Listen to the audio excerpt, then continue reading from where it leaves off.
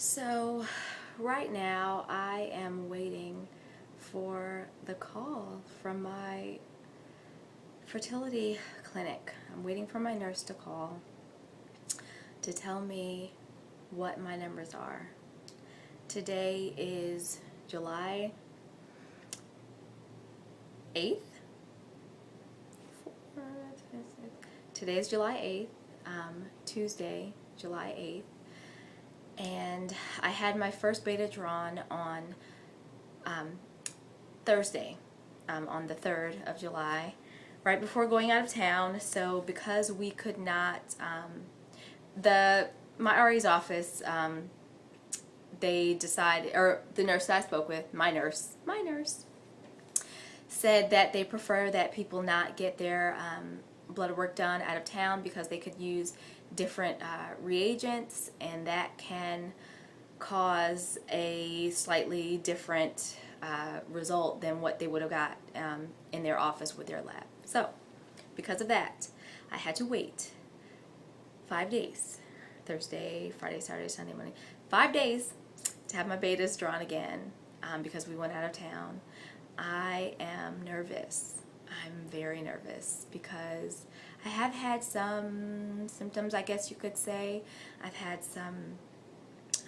a little bit of, I guess, implantation bleeding. It was really, really, really light. It lasted for maybe a couple of days, extremely light. But it made me a little nervous. Actually, when it first happened, I thought, oh, okay, here comes my period. IVF didn't work, fail. I was really, really upset, cried all night. Not all night. I cried for a long time. And then the next morning I woke up and I was like, you know what? I'm just going to test. I'm going to test. I want to know now. If I'm not pregnant, I want to know right now.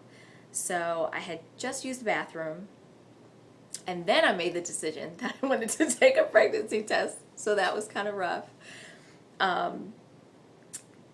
It wasn't rough. I just had to concentrate. I made it happen. I made it work. So did that. And I'm staring at the test, and of course the control line pops up fast as all get out. It's like, yeah, there you are, control. And then the test, or the test line, I guess, you know, the one that you want to come up, it was really, really faint. Now, you know how it like turns pink. On this test that I had, they both lines would be pink. It was kind of a bluish color.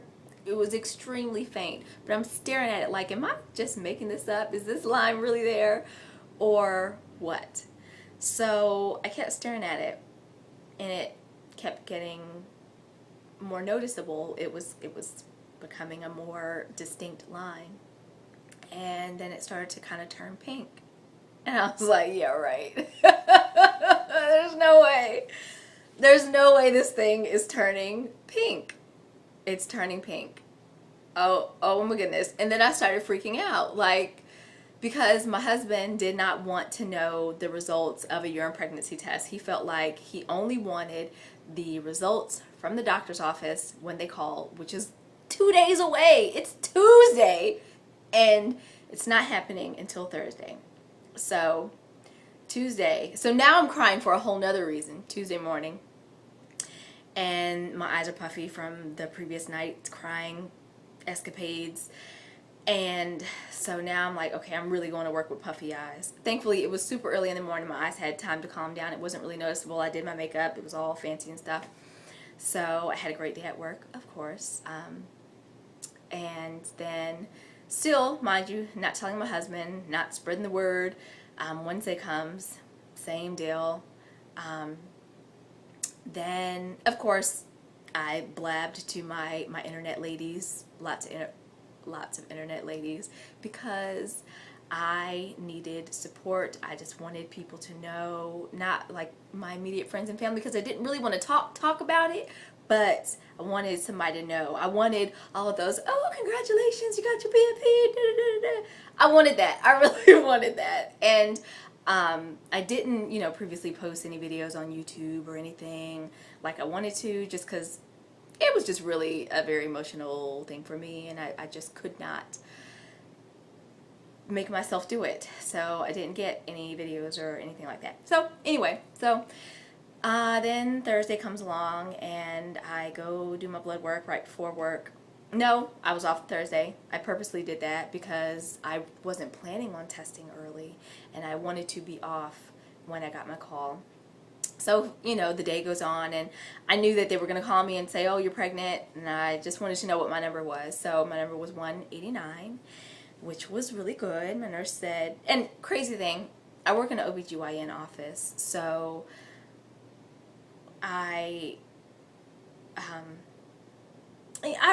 we don't really necessarily have patients repeat HCGs when they first find out they're pregnant, unless they have a history of miscarriage. Which I do. So I don't really know what's a good number to have at a certain point because there's such a wide range. It's just ridiculous how wide the range is. But if it's in the 30s, if anything less than 100, we would usually have them repeat it. If it's really early, I'm blabbing. Anyway, this video's for me anyway, so it didn't really matter. So then mine was 189, and my nurse said that's great for your first beta. Anything over 100 is great. We're looking for 100 or better. So 189, I was excited.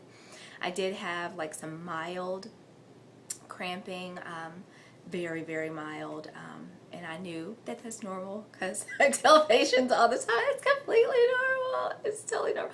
But that whole spotting thing, that's normal for everyone else. For me, I've had 2 miscarriages, been struggling to get pregnant for 2 years, IVF, whole 9.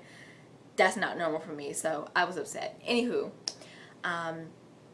so then we go out of town. We go to my in-laws for 4th of July weekend, which was great. We had a great time, sitting around talking, laughing, eating, pretty standard stuff. And then we get home yesterday, and still not really feeling any symptoms other than a little bit of cramping, and I guess what was implantation bleeding. And so I'm nervous. I'm not nauseous. My breasts are quite tender, but I am also taking estrogen twice a day, so there's plenty of estrogen there to make that happen.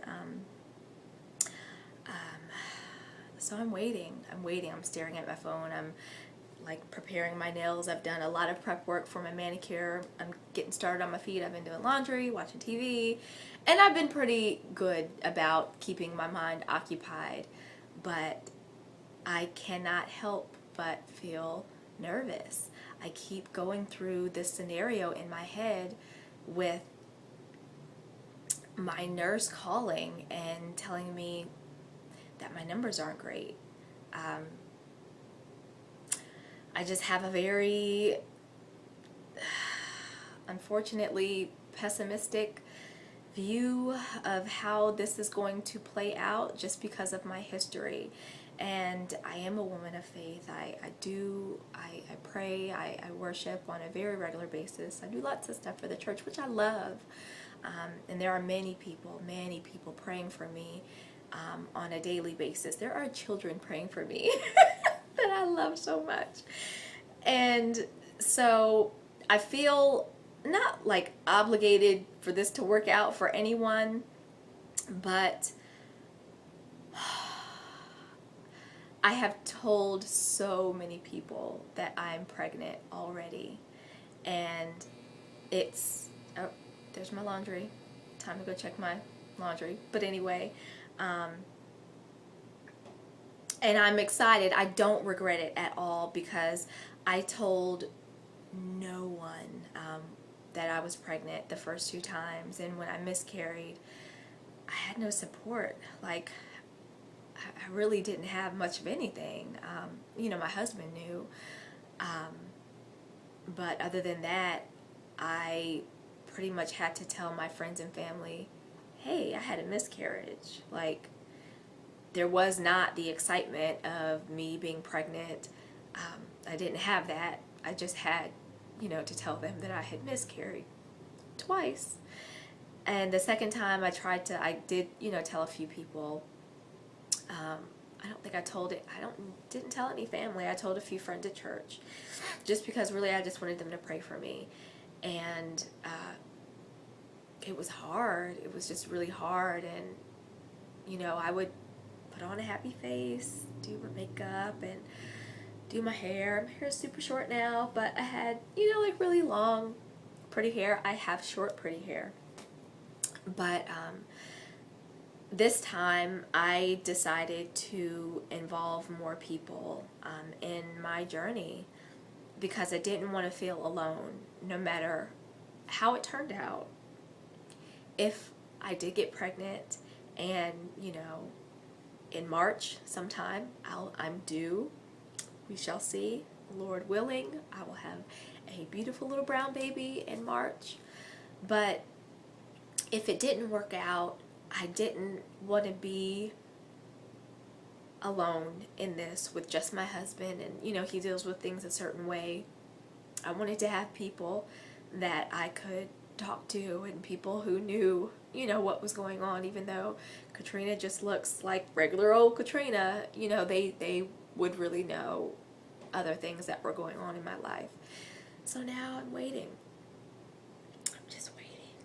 I'm waiting for my nurse to call, and I'm praying, and I'm at peace with whatever way it goes. And I hate that my primary feeling is that it is not going to work. I hate that.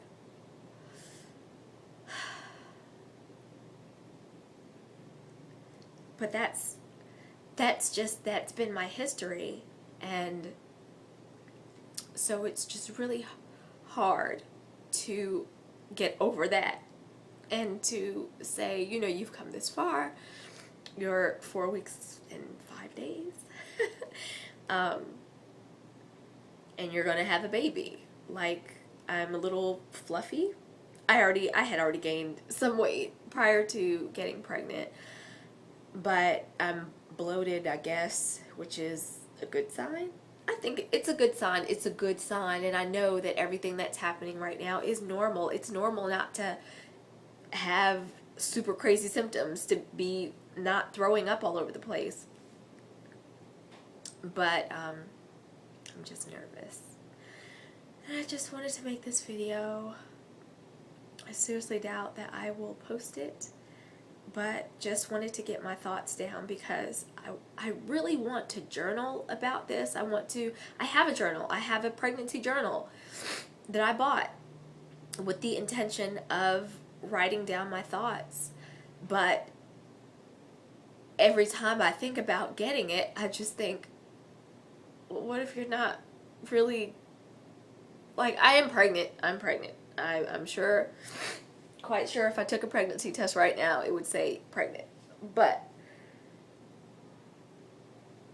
I think I don't want to start it and then have to stop it.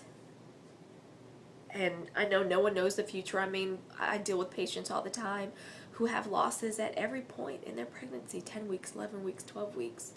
You know, so at what point will I even feel like I'm really pregnant and I'm really going to have this baby? I don't know. Because I know patients who've had stillborn babies. It's not common. There's no guarantee any way that it goes. But the one thing that I do know, and I fully believe, is that no matter what happens, God is with me. I'm not alone. I'm not alone even when I don't tell anyone, even if I got pregnant and didn't tell my husband. Not that that happened, but I'm just saying, if it were to happen, I'm never alone. God is always with me. He's guiding me, and He's going to comfort me. And this journey that I'm on is not only for me. It's not only for me.